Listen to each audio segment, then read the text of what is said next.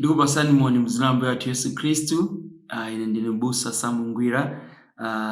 Tipitiriza kumanga maziko athu amene tinakhazikisa masiku apitawa. Tinalekezera pa chikhazikiso chimene chinatiwonesa ndithu za momwe Kristu ali mwala wa pangodya kapena mwala wa pamutu, ndipo mmene iye amathandizira kugawa kulemera konse kwa nyumba molingana ndi mmene iye asankhira, monga mbuye komanso monga mkulu wa nsembe wathu komanso monga mwini chimango. Ndelero tipitira ndi kalasi yathu yachiwiri kuchokera m'buku lathu la kukhazikisa maziko limene lero tikuyang'ana pamutu wa kulapa ku zintchito zakufa, kapena tinene kuti kutembenuka mtima kusiyana nazo ntchito zakufa, komanso tionanso za chikhulupiriro cha pa Mulungu, kenakonso tionanso za chiphuso cha ubatizo wa m'madzi, ubatizo wa Mzimu Woyera ndi ubatizo wa moto umene timadusamo ngati Akhristu. Ambuye alithandizira kutero ndithu. Kodi tikati kulapa kapena kuyitanira kukulapa tikufuna tinene kuti chani? Choyambirira anthu amalakwisa pakati amasokoneza pakati pa kulapa ndi kuvomereza. Tifotokoza kuti kuvomereza ndi kutani? Kulapa sikunena kuti ndikhululukireni, kumene ndi kuvomereza chimene munthu alakwisa. Koma kulapa tifotokoza bwino lomwe apa kuti kulapa ndi chani. Kulapa ndi moyo wa tsiku ndi tsiku. Tikufuna tinene kuti chani? Si ntchito yakamodzi iyayi. Mzimu Woyera monga mwini amene amamanga nyumba ya Khristu amabwera mkati mwathu mwa moyo pamene tamulandira Yesu Khristu, kenako amayamba kutionetsera ifeyo madera osiyanasiyana amene Khristu afuna akonze, madera amene malingaliro athu kapena mtima athu sunakonzeke. Ndipo chino chimene Mzimu Woyera wayikapo chala chake kapena kuwunikira kwa mawu ake kwayikapo chala, chimenecho tiyenera kulapa. Komanso munga muzo mlomwe timakondolera maona kuti timachimwa poganiza, timachimwa polankhula, timachimwa pakuchita. Ndi kusinzana kuti kulapa ndi moyo wa tsiku ndi tsiku, kusintha. Kulapa njira ndi kusintha kwa machidwe a zinthu. Chisanzo chabwino cha kulapa ndiko timati kutengera ku masamu a geometry timati 180 degrees 10. Sizana kuti munthu amalowera kumanzere, kenako atembenuka koyamba kupita kumanja, kenako kutembenuka kubwerera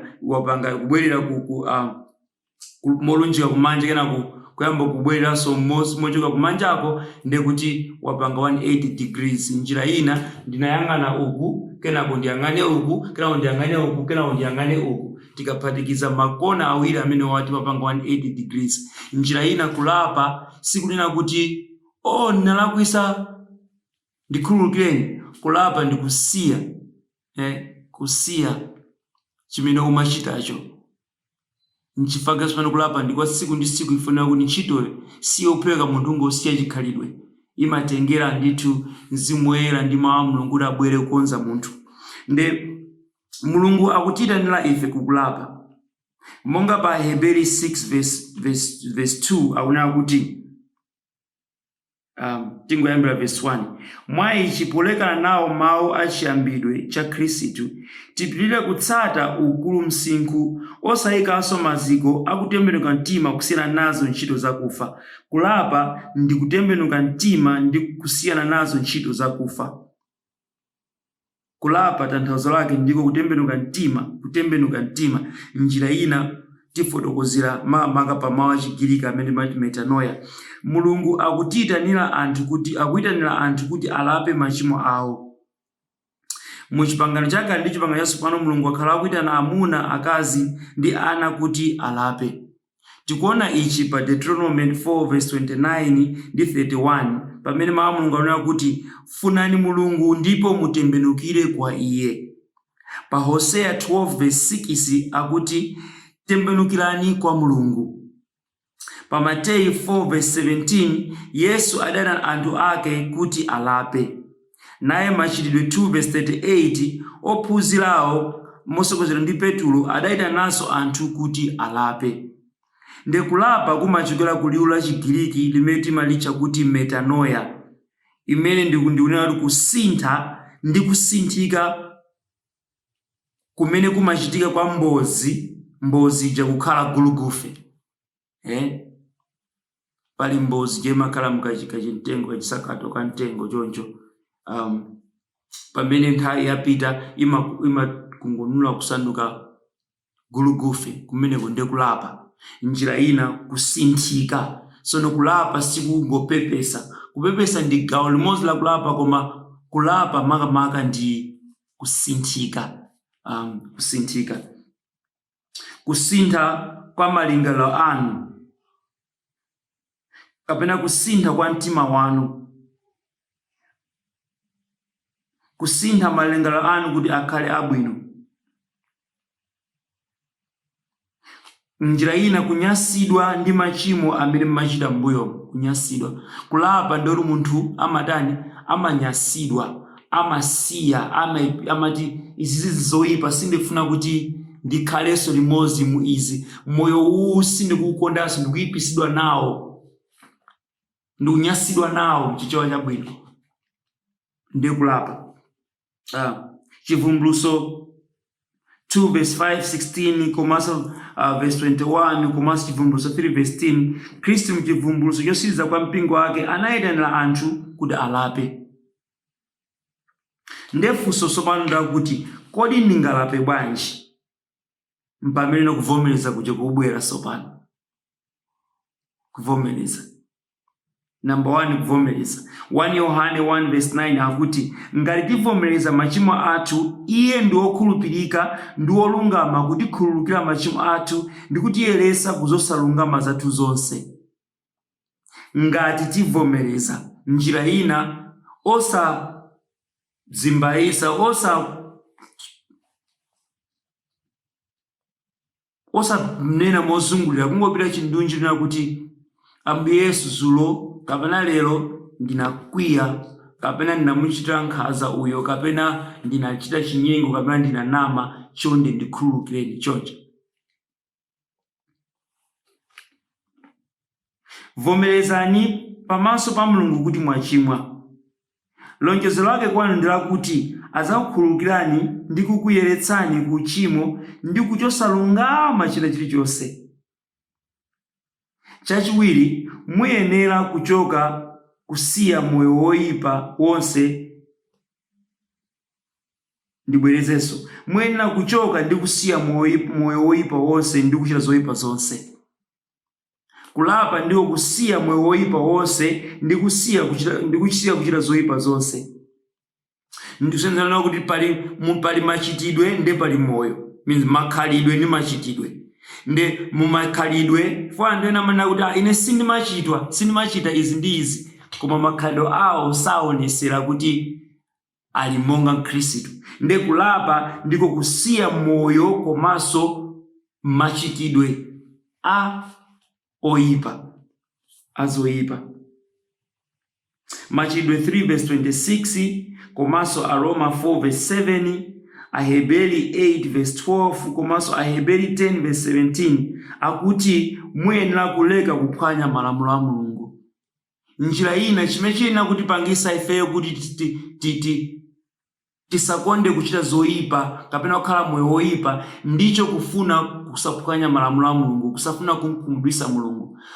Monga tinanena kale mmene timakhazikitsa.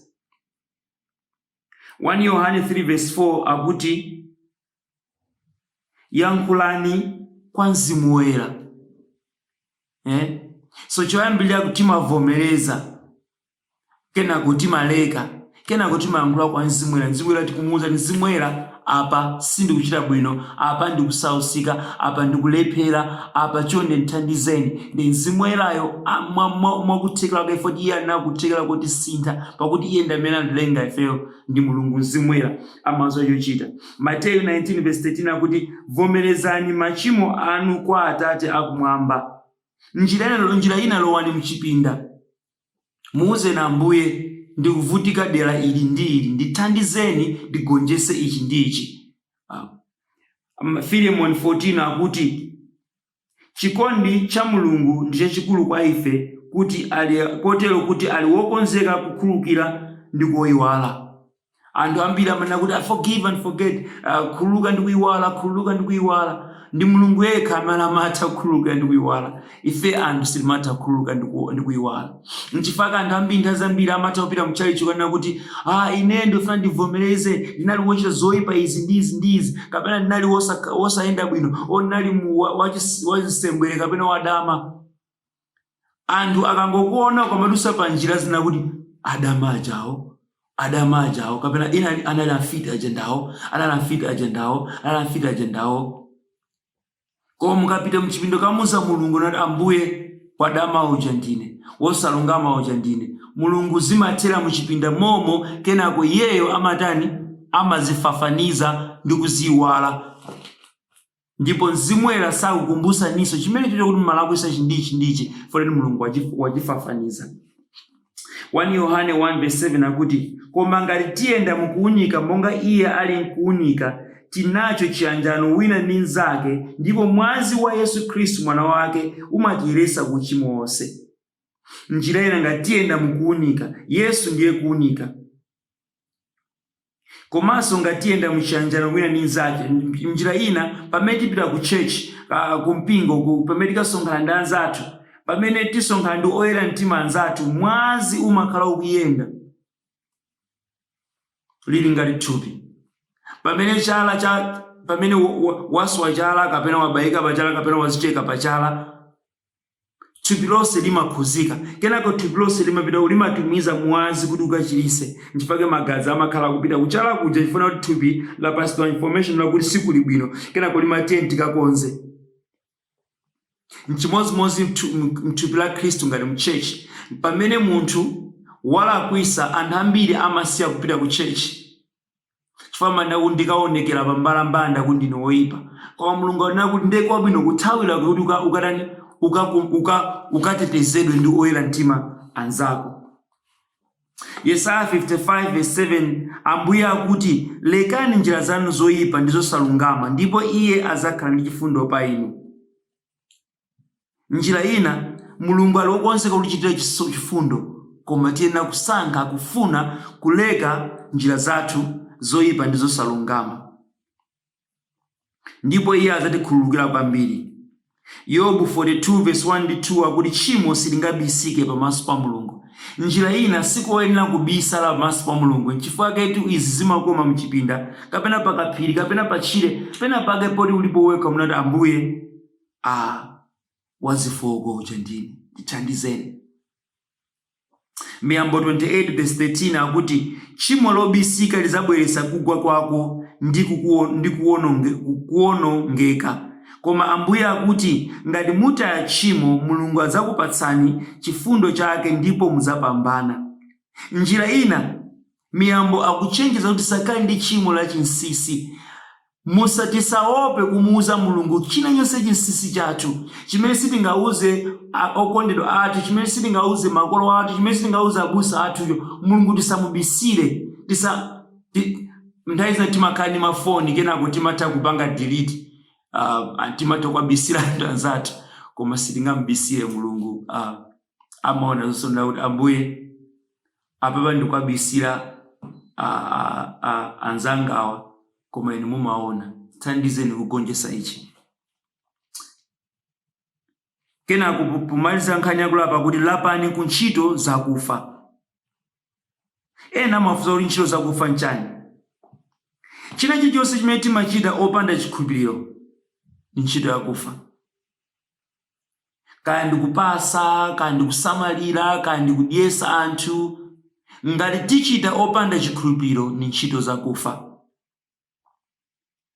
Njira ina ntchito zakufa zinanze kuyesesa kupeza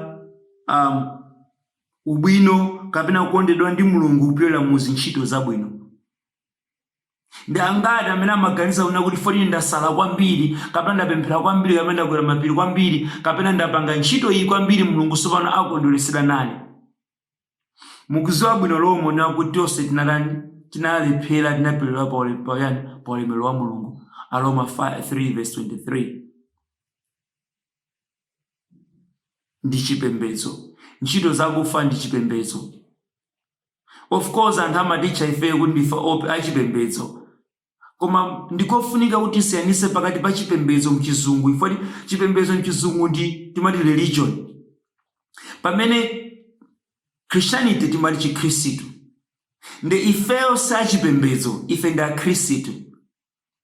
Chipembedzo ndiko munthu kufunafuna kupeza Mulungu, komwe ndikosatheka ifanira kunena kuti ndife operewera, sitingafike pa mlingo wa chiyero umene Mulungu ali, ndi pamwamba kwambiri.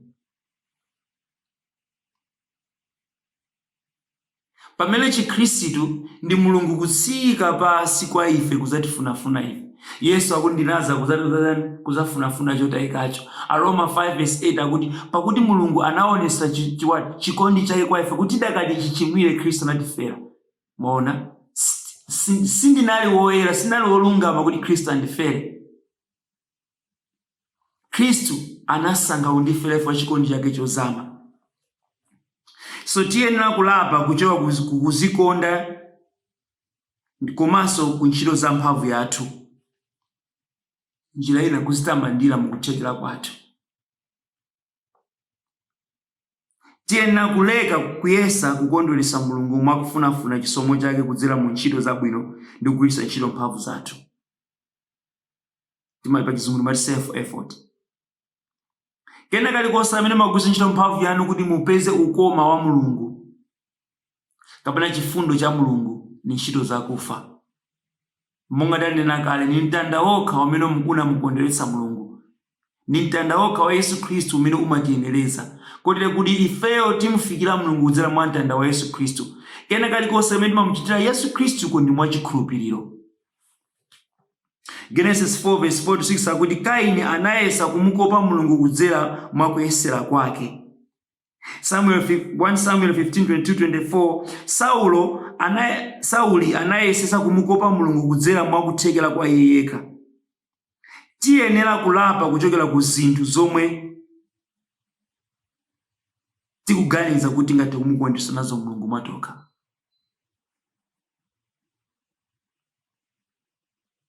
Ntchito zakufa ndizo zoyesayesa za umunthu zoonesera zomwe zimaonesera machimo athu. Ndiye munthu akati kodi ntchito zakufa ndi chani, ndingalape bwanji mnagonisa bwanji ntchito zakufa? Ndikungozifufuza ndi chani chimene ndimayesera kapena ndimati ndikachita ndikamuchitira Mulungu ndimamva kuti apa ndikumva kukoma. Yesu ndi amene ayina kuti mvesa ife kukoma. Kumulambira iye kwena kuti mvesa ife kukoma. Koma kene kalonse ka uzimu kamene ka chikhristu kamene ka uchipembedzo kamene timapanga naganiza kuti popeza tapanga kameneko Mulungu achikomera ande kuti Mulungu sopano wakondwera nafe, ni ntchito zakufa. Mwachisanzo kumanga Sabata. Inali chilamulo chimene Mulungu anakhazikitsa kalelo, koma sopano timangopanga chani? Timamanga Sabata amene ali Khristu wathu. Sonana kuti si Sunday lokha limene lapaderadera kama lolo limene lipaderadera, Monday mpaka la Mulungu lonse, lolemba lachiwiri lachitatu lachinayi lachisanu loweruka ndi la Mulungu. Lonselo ndi lake la Mulungu, ndi lake la Yesu. Kotero kuti ena kukhala momu kondweretsa Yesuyo osati tsiku la Mulungu lokha kapena loweruka lokha. Iwo amene amapita kukalambira Mulungu tsiku loweruka lokha kapena la Mulungu lokha, pamene mkati mwa Sabata sauchita bwino la Mulungu limakhala ntchito zakufa. Ndi phunziro limene mungati kulipeza ndithu pa Bible school ati timati practicing the presence of God, imene munthu ena ungati kuziwa kuti ungati kumayenda ndi Mulungu, kumusatira Mulungu, angakhale ukuyendesa galimoto, angakhale ukugwira ntchito yokulopa nyumba, angakhale ukuchapa mbale. Simalo ndi position ya mtima. Tiye tioneni mwala wa maziko wachiwiri umene ndi chikhulupiriro cha pa Mulungu. Monga tawerengera pa Hebrew 6:1 paja kuti kutembenuka kusiyana nazo ntchito zakufa, kenaka kuti ndi chikhulupiriro cha pa Mulungu. Ndi chikhulupiriro cha pa Mulungu. Aheberi 11:6 akuti popanda chikhulupiriro sikutheka kumukondweretsa Mulungu. akutiuza kuti popanda chikhulupiriro sitingathe kukondweretsa Mulungu. Chikhulupiriro ndichofunika komanso ndi makiyi kapena fungulo pakuyenda kwathu kwa tsiku ndi tsiku ndi Mulungu. Chikhulupiriro chili ndi chikhazikitso. Chikhulupiriro ndi maziko omwe timayembekezera zinthu zonse. Njira ina ngati tilibe chikhulupiriro mpofuna kuti tilandire lonse kwa Mulungu. Tinalo phunziro lonse lochita 5 series kapena chikhulupiriro limene tiliphunzire masiku akubwera msogolo mwathu. Chikhulupiriro chimatilola ife kuti tione chomwe diso la chilengedwe silingathe kapena silikhoza kuchiona. Ndi diso lathu limaona timati ma 5 senses limaona ndi maso, limamasula ndi maso. Mwachisanzo mukasugula mfriji mwanu kapena mosungira mbiya yanu yosungiramo ufa kapena madzi anu kapena mosungiramo mafuta anu, mukasegula botolo lija mukaliona likusika maso amanawe mawasi tikazinga ifunira kuti mulibemo mafuta. Maso amaona motere. Chikhulupiriro sichiona ndi maso moteremo. Chikhulupiriro chili ndi maso ake, maso ake amaona mu uzimu.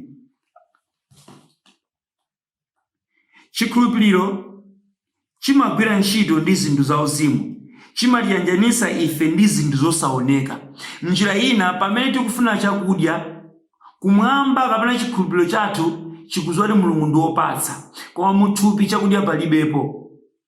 Ndeso pano ife tiyenera kuchoka muzoona za kuona kwa maso athupi nayika maso athu mukuona kwa uzimu na kuti Mulungu ndi wopatsa, Mulungu ndi wopereka. Kena kono tiyembekezere pa Mulunguyo poyima pa mawu ake. Akuti chikhulupiriro ndi chani? Ndi substance kapena ndi chikhazikitso.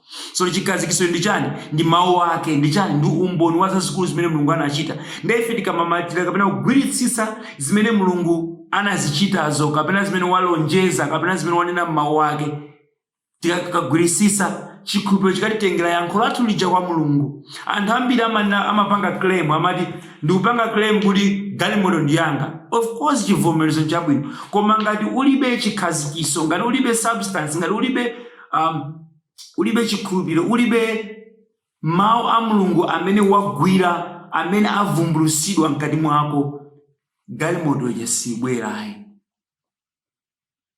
Anthu ambiri amapanga confess chinthu chimene sanayambe asinkhasinkha ndikupeza vumbulutso mkati. Muyenera kukhala ndi vumbulutso kaye inuyo musana vomereze. Mwachisanzo mwadwala,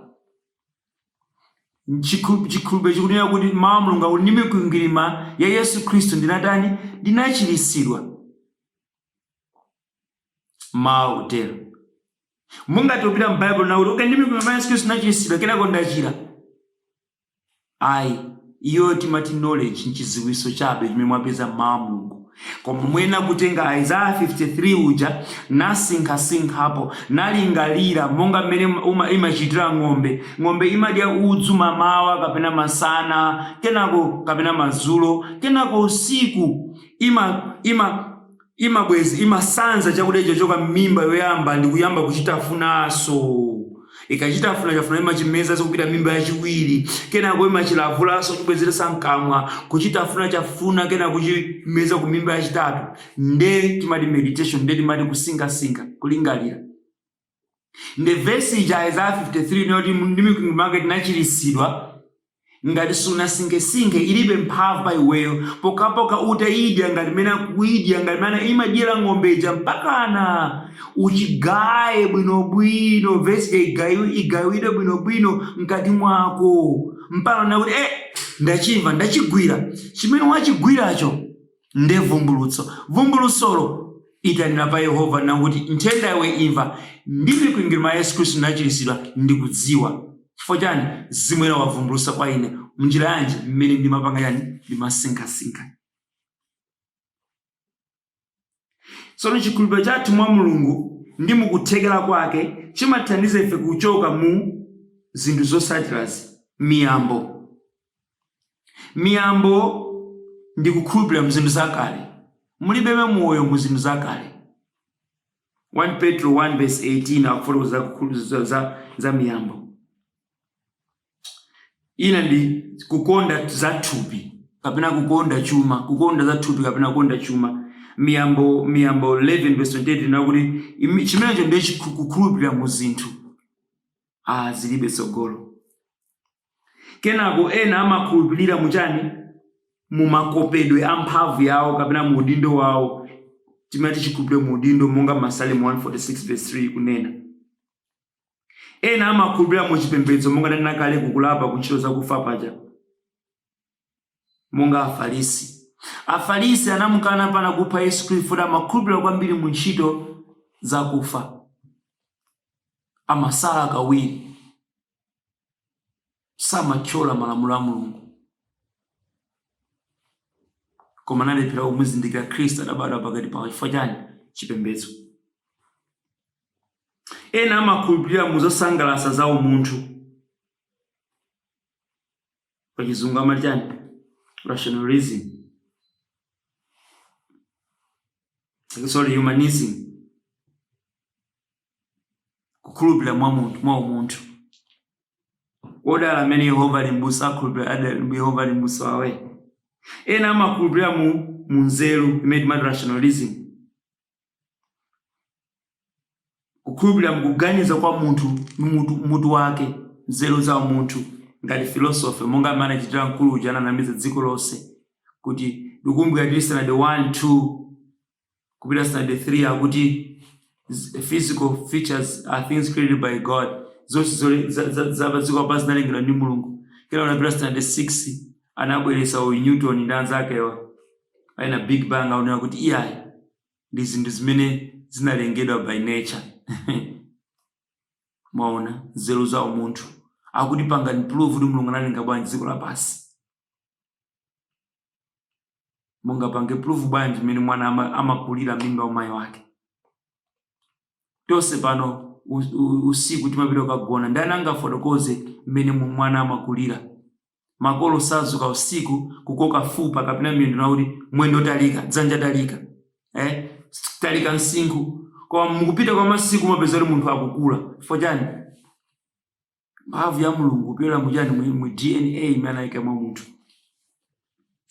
Aheberi 11 verse 6 munga tinakale kuti koma wopanda chikhulupiriro sikutheka kumukondweretsa iye, pakuti iye wakudza kwa Mulungu ayenera kukhulupirira kuti Mulungu alipo ndi kuti ali wobwezera mphotho kwa iwo akumfuna iye. M'njira ina Yehova Mulungu alinayo mphotho imene afuna tipase ife amene tikumukhulupirira iye. Chikhulupiriro ndi mphatso. Aliyense wa ife walandira muyeso wa chikhulupiriro. Njira ina tinayo chikhulupiriro chokwanira mu nyengo imene tingakumane nayo. Roma 12 verse 3 komanso Mateyu 17 verse 20 ndipo Yesu adati kwa iwo, chifukwa cha kusakhulupirira kwanu chifukwa indetu ndinena kwa inu, ngati muli ndi chikhulupiriro ngati kambewu ka mpiru mudzati kwa phiri ili, choka pano upite apo, ndipo chidzasuntha, ndipo palibe chomwe chidzakhala chosatheka kwa inu. Ngati muyeso wa chikhulupiriro ndi wochepa ngati mbewu ya mpiru mudzatha kusuntha mapiri. Atimayimba nyimbo chakuti si mphamvu si nkhondo koma mzimu wa Mulungu. Mapiri asunthidwa ndi mzimu wa Mulungu. Chifukwa chani? Kachikhulupiriro kang'ono ngati kambewu ka mpiru, kang'ono kochepa kwambiri kamene kamasuntha mapiri. Inde ndi Yesu amene wamukhulupirira kamba kuimba mawu ake kamene kamatani kamasuntha mapiri. Aheberi 4 verse 2 akuti pakuti ndithu uthenga wabwino udalalikidwa kwa ife monganso kwa iwo, kwa mawu omwe adamva sadawapindule nawo, osasakanizika ndi chikhulupiriro mwa iwo amene adawamva. So mawu a Mulungu sazakupindulitsani inu konse ngati simusakaniza ndi chikhulupiriro. Mwaona? Akuti chikhulupiriro ndi chikhazikiso cha zinthu zimene mukuyembekezera. So mwachisanzo chosakanizira concrete chija timati tikamamanga nyumba tinazo chosakanizira concrete chimene simasakaniza mchenga komanso ndi cement kena kuthira madzi kena kuchimasakaniza. So chikhulupiriro ndi mawu a Mulungu ziyenera kutani kusakanizana, kusakanizidwa pamodzi. chikhulupiriro chimakulepheretsani kubwerera ku njira zanu zakale. Njira ina ngati munthu afuna agonjetse zikhalidwe zakale, kuyenda kwa kale, munthuyo ngofunika chabe kuti arani akhale chikhulupiriro, koma chikhulupiriro chimakabwenza ndi mwa mawu a Mulungu. Aroma amati chimadza ndi mbiri ya mawu a Mulungu. Njira ina munthu amene akula kamene azama mawu a Mulungu amakhala ndi chikhulupiriro, sangafunenso moyo wakale kapena maidea akale. Zimakuthandizani kukhalabe ndi chidaliro. Mawu a Mulungu ndi chikhulupiriro zimathandiza kukhala ndi chidaliro, komanso kukhala ndi chitsimikizo podziwa kuti pali mphotho yayikulu ikuyembekezerani. So njira ina zili ngati munthu amene afuna awine mphotho amakhala osamalitsa. Apo mtumwi Paulo anayankhulapo za wothamanga, anayankhulapo za mlimi, anatchulapo ndithu anthu atatu. Akunena kuti munthu amene ali wochita liwiro kapena wothamanga samazitangwanikisa ndi zinthu zina zimene zingatimulepheresa chosere chidwi chake pakupambana pa kuthamanga kwakeko kapena liwirolo, wochita liwiro kapena wazamasewera. Amatenga nthawi yake mu gym kumasewera olimbitsa thupi. Pamene iwo amene sali opikisana osapanga mpikisano kapena si azamasewera, iwo amakhala kuononga miyawo ndi zina. Ndi chimodzimodzi chikhulupiriro. Amene akuziona kuti mphotho imene kundiyembekezera amasamala. Njira ina safuna kubwerera ku miyoyo kapena ku zinthu zimene zingatilepheresa kulandira chijacho chimene Mulungu alonjeza.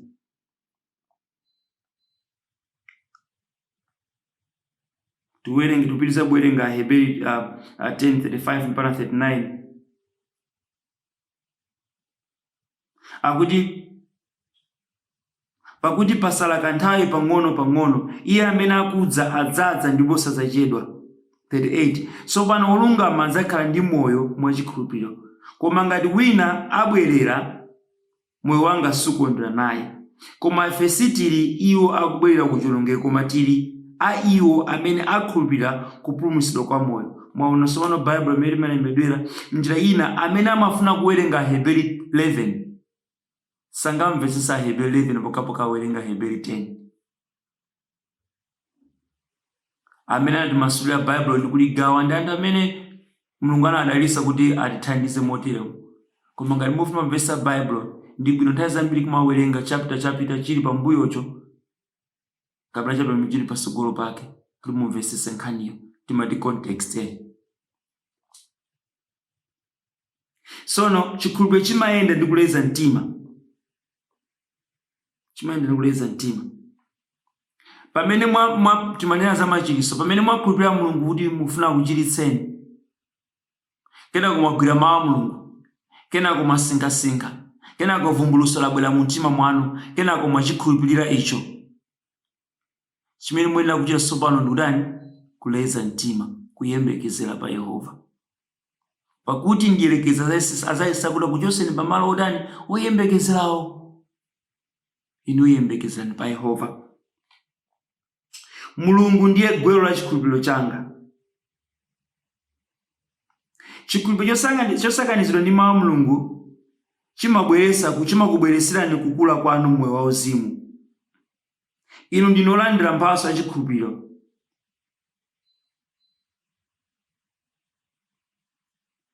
Njira ina ngati sititenga mawu a Mulungu kukhala ngati mwathu, ngati sititenga mawu a Mulungu kukhala pogonapo pathu, chikhulupiriro chathu chili chopanda mphamvu. Funa chikhulupiriro chimatenga mphamvu mawu a Mulungu.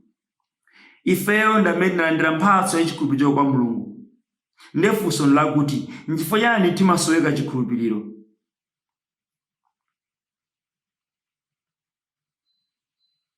Kodi sitidziwa kuti ndife ogonjetsa chifukwa tabadwa mwa Mulungu kupyolera mwa chikhulupiriro, monga onena 1 Yohane 5. Kodi sitidziwa monga Efeso 2:6 ananena kuti tidalandira moyo wosatha mwachisomo kudzera mu chikhulupiriro? Kodi sitidziwa monga Mateyu 21:21 ananena kuti mukhoza kusintha zodusa zanu mwa chikhulupiriro? Kodi sitidziwa monga Machitidwe 3:16 akunena kuti inu mukhoza kuyenda mu machiritso auzimu kudzera mwa Khristu. Na Filipi 4:6 ndi Yesaya 26:3 akuti mukhoza kukhala ndi mtendere wa Mulungu umene uposa chidziwitso chonse. Masalimo 112:78 akuti mukhoza kuyenda popanda mantha, mudzakhala olimba mtima. Njira ina chikhulupiriro chimakhazikitsa chani mtima. Pano pa dziko lapansi likuyenda muchani munyengo yosausa itimati ya nthenda itimati COVID, ena kuti corona virus. Mantha ali posepose. Inde tikhale mwanzeru, tipanga zonse zimene boma latiuza kuti tichite, kusamba manja, kuvala mask kumaso. Koma tiyenera kukhazikitsa mtima wathu pa chikhulupiriro kuti Mulungu atiteteza, atiyang'anira, atichinjiriza ku nthenda imeneyi. Komanso ali wakutha kutichiritsa ngati tingayipeze. Ndi Masalimo 112 mene nakale verse 7 akuti tikhoza kuyenda popanda mantha ndipo tikhoza kukhala olimba mtima. Aroma 5:13 komanso Nehemiya 8:10 akuti chimwemwe cha Mulungu chidzaza pa moyo wanu. Chimwemwe cha Ambuye ndicho mphamvu yanu. Mwaona kufunikira kwa chikhulupiriro. Nchifukwa ntiyena weka chikhulupiriro pa Mulungu. Chifuna kuti chimwemwe cha Ambuye ndicho mphamvu yathu. Palidi kusiyana pakati pa chimwemwe ndi chisangalalo. Chisangalalo chimachitika pamene wapeza zinthu, wagula galimoto, kapena walandira ndalama, kapena akupasa mphatso, kapena timu yako yawina masangalala, koma ikaluza umakhumudwa. Chimwemwe ndi mphatso ya Mzimu Woyera, ndi chipatso cha Mzimu Woyera chimene ndi monga unenera Aroma 15 bona kuti chimwemwe cha Mulungu ndi mphamvu yathu. Njira ina nthawi zina sindikhala ndi mphamvu, nthawi zina ndimakhala ofoka, nthawi zina ndimakhala ndithu osadziwa chochita, koma chimwemwe cha Mulungu chimakhala mphamvu yanga. Njira yanji ndimayima pa malonjezo a Mulungu. Malonjezo a Mulungu andipatsa chimwemwe, ngakhale nyengo yanga sinasinde, koma chimwemwe cha Mulungucho chimandipangitsa kuti ine ndikhale wokondwera, chimandipangitsa kuti ndikhale wachiyembekezo komanso wamtendere. Aroma 10:17 akuti chikhulupiriro chimadza kwa ife pakumva mawu a Mulungu. Miyambo 30:5 akuti mudzapeza chitetezo mwa Mulungu mwa chikhulupiriro mwa Iye ndi mawu ake. Tikufuna titetezeke kodi? Tiyeni tizipeze izi mwa chikhulupiriro mwa Iye ndi mawu ake. Mateyu 13:23 akuti mawu a Mulungu amabwera kwa inu. Aroma 10:8 akuti inu mukuvomereza izo ndi pakamwa panu. Mwaona tsopano ndawerenga mawu m'Baibulo, mawuwo andiuza chimene Mulungu akulonjeza kwa ine kuti andichitira ngati mwana wake. Kena kwene ngati mwana wake ngati Atate mwalonjeza izi ndi izi, mwafotokoza izi ndi izi, zikoma Atate zimene zikhala ndine moteremo. Ambuye kodi munatilonjeza chani mlonjezo lomukhala nani? Ambuye unanyati kodi kukhala ndi ukhalo motani? Kodi muchita muno zimakhala motani? Mukwanisa motani? Zimene zimayenda motani? Zimayenda motani? Ndachizindikira Ambuye atero. Pano mwatere muja mawuwo alowa mwa inu. Kena kuyamba kuvomereza. Ndine wochiritsidwa. Mukuoneka ofoka, ndine wochiritsidwa. Tsopano timati choonadi chikulimbana ndi mfundo. Facts akulimbana ndi truth. Choonadi chana kuti mwavumbuluso mkati mwanga kakale sindikumva bwino ine ndachiritsidwa. Mfundo kapena facts akuti koma mutu kuwawabe. Mutu kuwawa koma Yesu Kristu wandichiritsa.